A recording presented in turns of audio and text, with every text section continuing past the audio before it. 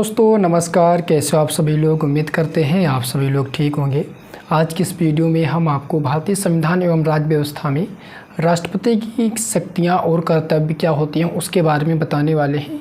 राष्ट्रपति का जो पूरा जो चैप्टर है वो काफ़ी बड़ा चैप्टर है, क्योंकि इसमें राष्ट्रपति का कार्यकाल हो गया, चुनाव हो गया, वेतन भत्ते हो गए, शक्तियाँ और कर्तव्य काफ़ी बड़े तरीके से दिखाया गया है, क्योंकि ये भारत का प्रथम नागरिक होता है और प्रथम नागरिक होने के नाते इसको काफ़ी ज़्यादा शक्तियाँ प्राप्त होती हैं। लेकिन जितनी भी ये शक्तियाँ होती हैं, कुछ इसकी जो शक्तियाँ होती हैं वो अपने हिसाब से काम करती हैं, कुछ जो होती शक्तियाँ हैं वो मंत्रिपरिषद के हिसाब से काम करती हैं। तो भारत में जो सरकार होती है वो निर्वाचित सरकार होती है, यानी कि संसदीय व्यवस्था की सरकार होती है। और जो राष्ट्रपति व्यवस्था होती है उसमें निर्वाचित सरकार हो भी सकती है और नहीं भी हो सकती है।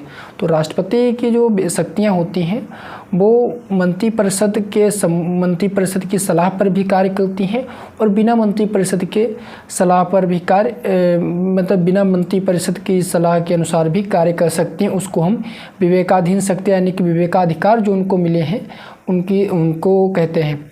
तो हम बात करेंगे आज भारत में राष्ट्रपति की शक्तियों के बारे में। शक्तियाँ कई प्रकार की हैं, जैसे हमारी कार्यकारी शक्तियाँ हो गई, विधायी शक्तियाँ हो गई, कूटनीतिक शक्तियाँ हो गई, सैन्य शक्तियाँ हो गई, आपातकालीन शक्तियाँ हो गई।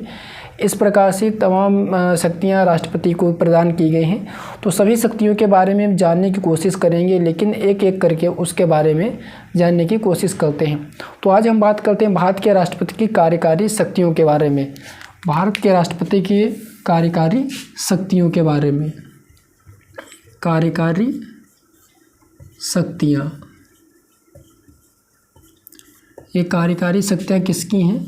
ये हैं राष्ट्रपति की। राष्ट्रपति की पिछली वीडियो में हमने राष्ट्रपति क्या होते हैं उसके बारे में बताया था, उनका कार्यकाल भी बता दिया था। तो उसी के आगे से वीडियो है। तो कार्यकारी शक्तियों की बात करें तो जितने भी शासन संबंधी कार्य किए जाते हैं वो राष्ट्रपति के नाम से किए जाते हैं। तो पहला क्या हो गया? शासन संबंधी कार्य। शासन संबंधी कार्य राष्ट्रपति द्वारा। शासन संबंधी जो कार्य होते हैं वो राष्ट्रपति के द्वारा किए जाते हैं। और राष्ट्रपति कोई विधि बना सकता है। राष्ट्रपति के द्वारा बनाई गई जो विधि होती है वो मान्य होती है। राष्ट्रपति के द्वारा बनाई गई विधि मान्य होती है और उसका क्रियान्वयन भी कर सकता है। राष्ट्रपति के द्वारा कोई भी जो विधियां बनाई जाती हैं तो वो मान्य होती हैं और उसका क्रियान्वयन भी किया जा सकता है। वह ऐसा भी नियम बना सकता है जिससे केंद्र और राज्य सरकार सहज रूप से काम कर सकते हैं। वह कोई ऐसा नियम बना सकता है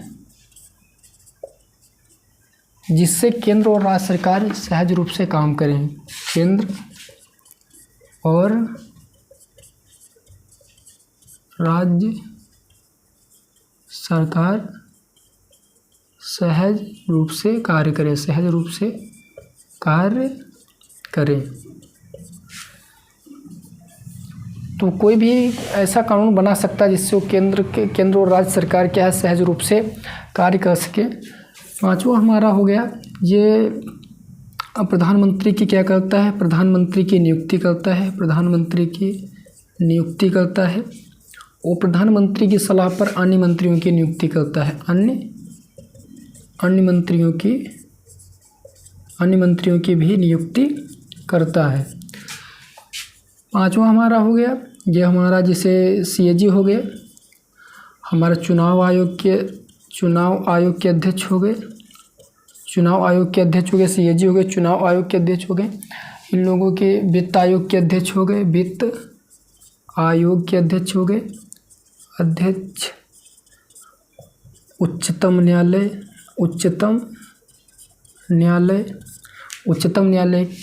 के अध्यक्ष व सदस्य की नियुक्ति करता है। अध्यक्ष व सदस्य क्या करता है? ये नियुक्ति करता है। और छठा हो गया ये राज्य के राज्यपाल जो होते हैं, राज्य के राज्यपाल की भी नियुक्ति करता है। राज्य के राज्यपाल की नियुक्ति करता है।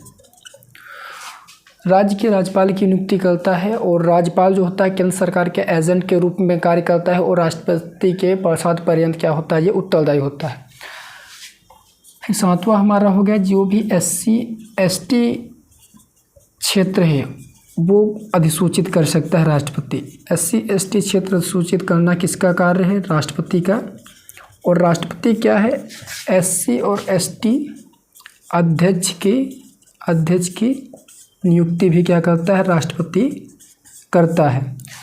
अगर जो कोई भी केंद्र सरकार है, क्या कहते हैं, केंद्र शासित प्रदेश है, तो वहाँ पे गवर्नर की नियुक्ति करता है।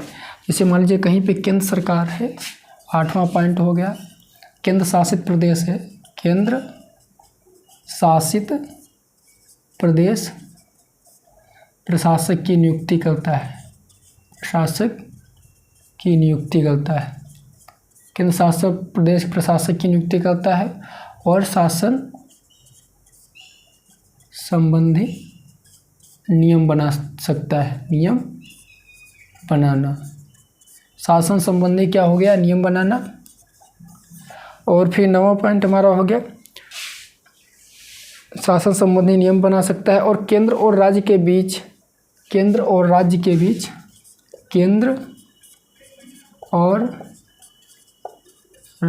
बीच अंतर्राज्यीय परिषद का गठन कर सकता है, अंतर्राज्यीय परिषद का गठन भी कर सकता है, गठन कर सकता है।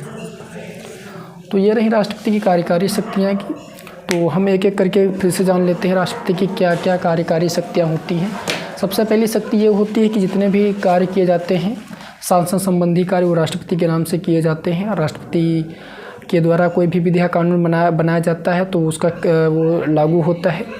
और राष्ट्रपति केंद्र और राज्य के संबंधों के बीच में विवाद हल करने के लिए अंतर्राज्यीय परिषद का गठन कर सकता है। वह प्रधानमंत्री की नियुक्ति करता है और प्रधानमंत्री की सलाह पर अन्य मंत्रियों की भी नियुक्ति करता है।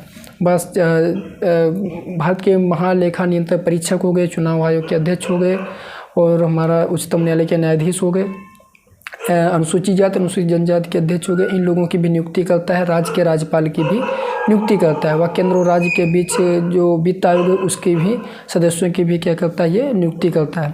कोई भी क्षेत्र अनुसूचित जाति अनुसूचित जनजाति क्षेत्र घोषित करना है, ये राष्ट्रपति का अधिकार होता है। राष्ट्रपति अपने अधिकार शक्ति का इसमें प्रयोग कर सकता है।